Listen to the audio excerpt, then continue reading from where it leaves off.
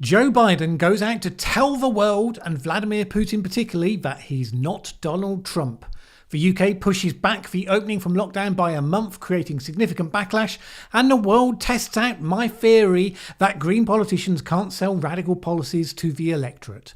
My name's Mallen Baker. This is the Mallen Baker Show. Joe Biden made his first foray out into the world as president this week. Mostly, it seemed as though every leg of the journey was designed as an America's Back tour. Numerous of the articles written up at each stage duly focused on the remarkable and startling news that Joe Biden is not Donald Trump. I have fact-checked this claim, and it seems to hold up to the tightest scrutiny. And according to the media, this meant that America was not just being taken seriously again, but it had reassumed its rightful place as the leader of the free world. Well, the fact check is significantly less certain on that one. The attendees of the G7 happily joined the theme about Biden not being Donald Trump, but they didn't feel obliged to immediately hand over the controls to him. Biden largely failed to persuade the European Union to join him on a tougher stance with China, for instance. They wanted to see China as a potential ally with challenges, rather than an out-and-out adversary. They argued that NATO should not be diverted from keeping its face in the direction of Vladimir Putin, rather than getting distracted by China. America, on the other hand, of course, is keenly aware that the US couldn't really manage a military conflict in Asia while also protecting Europe along its border with Russia. And on climate change, everyone agreed that it was crucially important, but the EU countries wanted global carbon taxes, which Biden either doesn't want or just knows that he can't conceivably sell. And the EU wanted to explicitly call for the end of coal by 2030, which Biden pushed back against, largely because Senator Joe Manchin, whose one vote and his willingness to use it represents a very strong coal state. Which just underlines the weakness of Biden's position in delivering on the grand promises that he's making at home, let alone any that he might make internationally. And then there was the meeting with Putin. It was a meeting that had no specific purpose, except of course for Joe Biden to show the world that he was sitting down with Putin while not being Donald Trump. And that was pretty much it. He threatened repercussions if Russian opposition leader Alexei Navalny dies in prison. Putin showed no interest in even pretending that that wasn't likely to happen, suggesting that he doesn't really take such threats very seriously. Oh, and Joe Biden gave him a list of America's critical infrastructure with instructions definitely not to hack those things. Okay, maybe he gave them all the passwords as well, with the stern instructions not to use them. And do you know what Putin then said in his press conference? A genius of double play, you might suggest. He complimented Biden on not being senile, like the Russian press and others have all been saying. He said, on the contrary, he's smart and he knows what he's doing. This was reported straight by some of the American outlets. Putin compliments Joe on his smarts and strategic analysis. Saying that people are wrong to call someone senile is a highly effective way of drawing attention to the fact that lots of people are calling them senile, while of course, showing that you would personally never dream of doing such a thing. And this is sadly one more reason why Biden can't just jump back into the international role that he wants. However tightly managed Biden was, however few the speaking requirements that he was given, you couldn't really miss the evidence. His press conferences were kept short and highly controlled, of course, but even then, his speeches drifted into moments of confusion. At one point, he kept calling Syria Libya. And he even wandered into a cafe in Cornwall, looking completely as though he didn't really know where he was, only for a female handler to suddenly show up and take him by the hand and lead him away. I mean, it had all the dynamics of someone having been allowed out from the old people's home. And then everyone in the cafe laughed at what they saw because it was funny. Obviously, the right in the US have been all over those clips. The left have probably not even seen them, mostly because the mainstream media have not been showing them. Although one that did break through was the one of him losing his temper with a CNN journalist and snapping back that if she needed to ask such questions, then she wasn't any good at her job. Being unable to control your temper at random moments when it's really not warranted, that's not a good sign either. Now, as I've said before, this doesn't mean that the administration can't function. First of all, Biden has been involved in politics and very much in the detail of foreign affairs for most of his life. So even if his immediate functioning is somewhat reduced, he has a lot of prior knowledge and experience that will still largely be there to call on. You can overstate how bad his current state is, but it's bad enough that it's evident to everybody that cares to see it. That includes America's allies and its enemies. So if you're trying to convince them, as various commentators have said, was the plan that the era of Trump is well and truly over, well, they might accept that if they'd seen a high-performing and popular president at the peak of his powers. If instead they see a guy who is clearly in decline, who looks as though he might not make it through his full term, certainly not into a second, credibly, and they see him making huge radical commitments at home that are arguably not likely to be delivered. And most of them fear that his huge spending programs are going to stoke up inflation that will infect the global system to which they're very vulnerable. They see all of that. And if you're a rational being, you're not going to conclude that this is evidence that the era of America first is over and NATO is back on track and all of it. Now, Putin doesn't much care whether Biden is or is not Donald Trump. What he sees right now, according to the evidence of Russian behaviour anyway, is an EU and an America that won't seriously back up their words with action. So all the reports are that aggressive Russian espionage inside the EU has become increasingly public in recent years. EU countries have been accusing Russian agents of openly carrying out assassination attempts, sabotaging arms depots, hacking into political institutions. According to Politico, European intelligence officials say that Russian spies have become more brazen, hardly caring whether their work is exposed or not. Estonia's head of the Internal Security Service, Arnold Sinisalu, said this: "The masks have fallen. Russian intelligence services have neglected pretending to respect the international law, ethics, or even human life in their actions in Europe." Joe Biden announced to the world this week that he is not Donald Trump, but that is not enough. If America wants to reassume its place as the leader of the free world, it kind of has to start electing leaders who seem capable of filling those shoes. And the fact that you want to redefine the criteria as the ability to walk in a straight line and talk in complete sentences, a test that both candidates in 2020 failed, it's not a good sign for America. Meanwhile, in the UK, the government pushed back the date that it was going to make the final exit from all the lockdown measures, provoking some serious consequences. We will get to that in just a minute, plus some of the rest of the news. But first, we do have plenty of challenges to face. It's worth reflecting as we do so that we nevertheless live in a society that has never been so healthy. We're living longer lives than we ever have before. It's a society that's never been so wealthy. Absolute poverty has been reduced to the lowest that it's ever been. And we live in a society that has never been so scared. We have a generation that's been taught to be terrified of a pandemic, hiding indoors until the experts tell us it's safe to come out. And particularly a generation of young people terrified of what climate change is going to do to them. Climate change is a serious issue and one where governments are rightly taking action. But should children really be lying awake at night thinking that it spells imminent doom? Well, of course they shouldn't. There's nothing in the mainstream IPCC science that justifies that nightmarish vision. But even if the heyday of Extinction Rebellion has slightly passed, one of the most shared videos I'm seeing in my timeline at the moment on Twitter is this recent one by Roger Hallam, one of the co-founders of XR. Advice to young people as they face annihilation.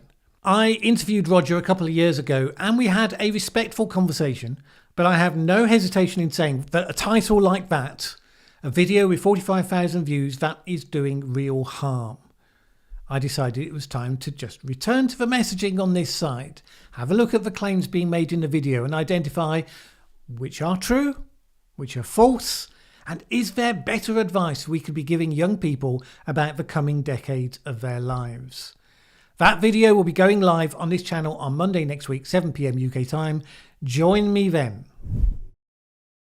As predicted, the UK government put back the final Freedom Day by a month, as politicians continue to listen only to the sage experts whose only position seems always to be bad things might happen. And reportedly, this has led to a significant backlash inside the governing Conservative Party, going well beyond the traditional lockdown sceptic contingent. The leader of the Commons, Jacob Rees-Mogg, said that the NHS is there to serve the British people, not the British people are there to serve the NHS. And that's because of the constant refrain that if we open up too soon, the third wave will come sweeping in and the NHS won't be able to cope. Prime Minister Boris Johnson said that the delay was needed to ensure that there are more fully vaccinated people to protect them against the Indian variant. The actual evidence for that seemed remarkably scant over the last couple of weeks. But the point as well is that the logic of the position anyway just doesn't make sense. On the one hand, they say if we wait for 4 more weeks, then we'll be able to come out, and this time it will definitely be permanent. But on the other hand, the argument for waiting is the scary variant. Well, we keep seeing new variants. So you can't say on the one hand, we have to do this extraordinary thing because there's a scary variant, and then expect people to believe the promises that coming out of lockdown will somehow be permanent. Because with that mindset, surely the minute there's another scary variant along, the sage experts will be advising, oh, we've got to be very careful, blah, blah, blah, blah, and we'll be straight back again. And within days of the announcement, the estimates of deaths from any summer wave were revised downwards, as real-world data show that the vaccines are even more effective than expected. The AstraZeneca vaccine is now seen to deliver 92% effectiveness against severe disease, and the Pfizer vaccine 96%. The Times science editor Tom Whipple said that this was good news because it meant that Boris Johnson will be able to go ahead with a full lifting of restrictions on July the 19th. But the truth is, it's really just for confirmation that we didn't really need to delay the opening date in the first place. And all the people saying, oh, well, it's better safe than sorry, they are ignoring the damage that's being done. Never mind all the thousands of businesses that will now go under because they were given a date for reopening that once again was not kept to, and they were right on the edge. This week we also discovered, what was entirely predictable, that the National Health Service backlog is twice as big as had been thought, with 12.2 million people in need of treatment, much of which was delayed due to measures taken over COVID. Now, of course, there would have been some backlog regardless of government policy on lockdown, but it has been significantly higher as a result of policies that only weighed the costs and the risks from one side of the balance sheet. There may well be other costs as well. For the government, at least, this week it lost a by-election that it had been expected to win, albeit with a reduced majority. Now, there were a number of issues quoted behind the swing against the party, a key one of which was the local impact of the HS2 high-speed railway being built. But another one of them was the pushing back of the Freedom Date. Conservative performance had been boosted in recent months because of the efficient and rapid vaccination rollout, the sign that they are highly effective. But then if you don't let people have the benefits of having been double vaccinated, very quickly they're going to start asking, what was the point of it all? And so it seemed here. Now, a few weeks ago, I reported on the rise of the Greens in Germany. At the time, their candidate for Chancellor Annalena Baerbock was riding high. She was the fresh face, and that face was on the cover of Germany's biggest magazines. She was all over the primetime talk shows. Some even thought that she would become the next Chancellor, with the Greens outperforming the CDU at that point, and Merkel's anointed successor, Armin Laschet, being considered somewhat lacklustre. Which, when you see how their support had surged, it was a natural question to be asking.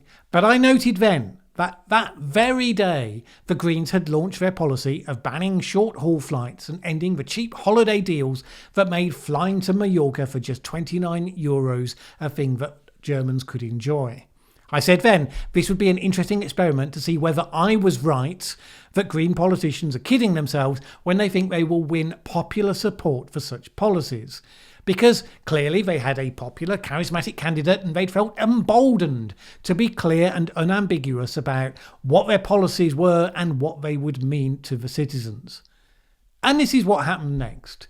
Sometimes lacklustre candidates can also win support just because they're perceived to be safe, it turns out. It hasn't all been just about the policy. Baerbock had also made a number of gaffes in recent times, topped but most recently when she flubbed a line in a speech to the party faithful, and then she sat down, not realising her mic was still on, and swore. Which is the kind of thing that can happen to anyone, but if you're trying to prove your fitness for office as a challenger, it's rather more damaging since you give the impression that you're really not ready yet for the big league. But that on its own doesn't explain the drop in support. The likelihood that Germans are not yet ready to vote for bans on some of the things that they most value is the dominant feature. Now, another test of that principle came last Sunday when Swiss voters went to the polls in a nationwide referendum on 2 environmental proposals. Switzerland has a system of direct democracy which will put any measure to a vote if it can attract more than 100,000 signatures in support. On the ballot was a climate initiative that would have added 2 taxes on car fuel and flight tickets as part of Switzerland's plan to cut its emissions in half by 2030. So not so far off what the Greens have been promoting in Germany.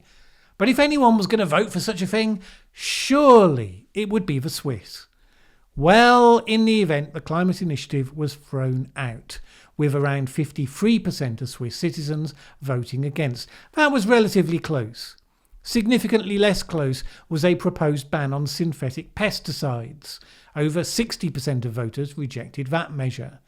According to Politico, the ban would have meant that Switzerland would have become only the second country in the world after Bhutan, which went 100% organic in 2012, to prohibit such pesticides. Well, they chose not to embrace that honour. Does that mean that governments can't take far-reaching action on climate change? Well, I doubt it means that. But the assumptions by campaigners and politicians that all they have to do is say the phrase climate crisis often enough and people will then sign up for anything that's put in front of them, well, let's just say that the evidence for that proposition has been challenged. You're actually going to have to listen to what people want and adapt what you can do in the light of those wishes, not just cram down your version of a preferred universal lifestyle that people should have. Right now, there's no sign that they've learned the lesson that's right in front of them. Time will tell. In a minute, we'll get to a reply to a comment which involves a correction from me, plus the final thought for the week. But first, next Wednesday, I will be doing the latest standard question and answers video. Not live stream, questions in advance. I'll be prioritising questions from Patreon supporters as usual, but will try to answer as many questions as I can, particularly the interesting ones. There's a challenge. So if you want to throw something in, post your question below in the comments. As always, start with a word question in all caps so that even I can't miss it. And then I'll be launching that video on Wednesday next week at 7 PM UK time. Join me for that. This week I have a correction to make prompted by this comment on Wednesday's video about the lab leak hypothesis. I see you posted Anderson's tweet, but where is the context? You claim it's the opposite claim of that from the email, but while the email is very clear, the tweet is just a response to someone else about a link and a flawed analysis. So this was a good question. Just to remind you, this was the exchange that seemed to suggest that Professor Christian Anderson, principal author of the paper that very early on shut down discussion of a lab leak, that he said one thing in an email to Anthony Fauci that SARS-CoV-2 showed signs of manipulation, and on the very same day said the opposite thing in public. I'd seen screenshots with the implication from people that this was a response to Senator Cotton's tweet, which in March last year floated a possibility of a lab leak. And of course, it wasn't possible to completely check because Anderson had deleted his account. And I checked the person he was replying to for her original response to the Cotton tweet, and I'd seen that she had also deleted that. But the orphaned replies to it were very clear that she'd posted a disapproving response to Cotton's suggestion that a lab leak was possible. So that seemed to suggest that the screenshots were being accurate. But he does make reference to a link, and the Cotton tweet didn't include one. So I had another look at the timelines of the various people involved, including several third parties, and it turned out that on a subthread, Anderson was asked his opinion about a linked article on COVID origins, and that is what he was replying to. So that answers any suggestion that he was saying a different thing in public on the same day as emailing Fauci in private. It remains a puzzle why he deleted his old tweets, claimed they'd been auto-deleted when they clearly hadn't been, and then cancelled his account when it was pointed out. But, clumsiness in the face of aggressive trolling can do such things. There is no reason why scientists should be public punching bags.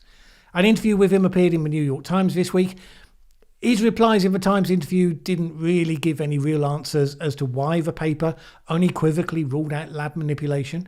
He said this: "As we stated in our article last March, it is currently impossible to prove or disprove specific hypotheses of SARS-CoV-2 origin. However, while both lab and natural scenarios are possible, they are not equally likely. Precedents, data, and other evidence strongly favour natural emergence as a highly likely scientific theory for the emergence of SARS-CoV-2, while the lab leak remains a speculative hypothesis based on conjecture." Well, with respect, that's not quite what the article said. If it had said exactly what he just said there, it wouldn't have got half as much attention as it did. It actually said this: "Our analyses clearly show that SARS-CoV-2 is not a laboratory construct or a purposefully manipulated virus." That is a stronger claim of proof than the one he now seems prepared to stand behind. And I get it. Without being overly nefarious about it, we can easily forget how things seemed in March 2020. Other responses to Tom Cotton's tweet at that time were full of the most righteous indignation, calling him irresponsible, spreading misinformation, causing unnecessary panic. And that is just from raising the question, could there have been a lab leak? So that was the tone of the discourse. You can understand why some good scientists might have been tempted to be a little more unequivocal in the abstract of a paper than might perhaps be justified by the exact words used in the body of a paper. It might have been ill-judged without being malicious. If the author's now being more nuanced in how he's talking about it, it's not because the facts have changed, it's only because the political context has changed. Arguably, that should never have influenced the discussion in the first place, of course. Still, the important thing to note is the correction. My suggestion that he'd said one thing in public and another thing in private on the same day, that was not correct. We should always believe in correcting mistakes. Ironically, it's a mistake that would never have been made if people hadn't been deleting their tweets left, right and centre. But that's still the case. The responsibility remains mine and mine alone. I should have picked it up. And thanks to the commenter for pointing out, that is exactly the sort of critical engagement I definitely welcome on this channel. The brand new GB News TV channel launched this week. Fronted by the veteran political interviewer Andrew Neil, it promises to be a counterweight voice to the left-leaning channels in the UK, bearing in mind that all UK channels have a requirement to a large degree, balance opinions and seek overall neutrality over the course of their output. The existing mainstream media managed to do that, or at least appear to do that, without inviting certain perspectives or viewpoints to say very much at all. So even within those rules, it does seem that there is room for a different emphasis. Now, GB News had a bit of a rocky start, if we're being honest. There were moments in their first few days when I tuned in and felt that this YouTube channel seemed to have higher production values than GB News was managing. They particularly had problem with getting the tech to work. There's a whole bunch of people learning their craft by doing it in front of an audience for the first time. And they do seem to have put the doziest intern in charge of turning on the microphones when people are about to speak. That is the sort of thing that will inevitably settle in. Wasn't a great first impression, but it'll get over it. And they deserve to succeed because they face obstacles in doing so. A group called Stop Funding Hate started campaigning for an advertiser's boycott against GB News weeks before the channel had even started up. I mean, that's ridiculous, right? How can you accuse it of hate if it hasn't yet aired even a single minute of programming? The only way you can do that is if you assume that a viewpoint different to your own automatically constitutes hate. That's a position that makes those campaigners look ridiculous. If everyone thought so, it wouldn't be a problem. We probably wouldn't be talking about it now. But companies are so scared of social media campaigns, some jumped on that bandwagon. Although they didn't always find it a comfortable ride once they'd done so. IKEA, a company that's done some perfectly good things in its history as well, has made some mistakes and some missteps. It stated that it wouldn't advertise on GB News due to wanting to stay true to its values. Well, Andrew Neil and various newspapers immediately had a field day pointing out how grievously the company has fallen short of those values in its own practices from time to time. IKEA, Octopus Energy, Money Supermarket, Vodafone, all of them were early virtue signallers that said that they would avoid the channel, and they are now, to varying degrees, backtracking on that initial commitment. This matters. Right now, GB News might be a challenger that's being pretty much held aloft by the single heavyweight figure at its centre, showing his value again yesterday with a powerful interview with Rishi Sunak, the Chancellor of the Exchequer. It needs to grow beyond that one man if it's going to survive and thrive. That's its challenge.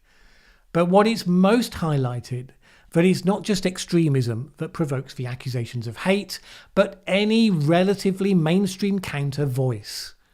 The ideological conformity that groups like Stop Funding Hate are seeking to impose, that is the real hate, because it shows total intolerance for an alternative view to the extent where, rather than arguing against it, it seeks to destroy it by attacking its funding sources. Even if you have no interest in the perspective behind GB News, have no intention of watching a minute of it, you should nevertheless wish it well in the face of those attacks. We need more ways to open up discussion, not fewer. Alright, regular viewers will have noted there's a new look around here as well. The nature of the channel has evolved a lot since I first started.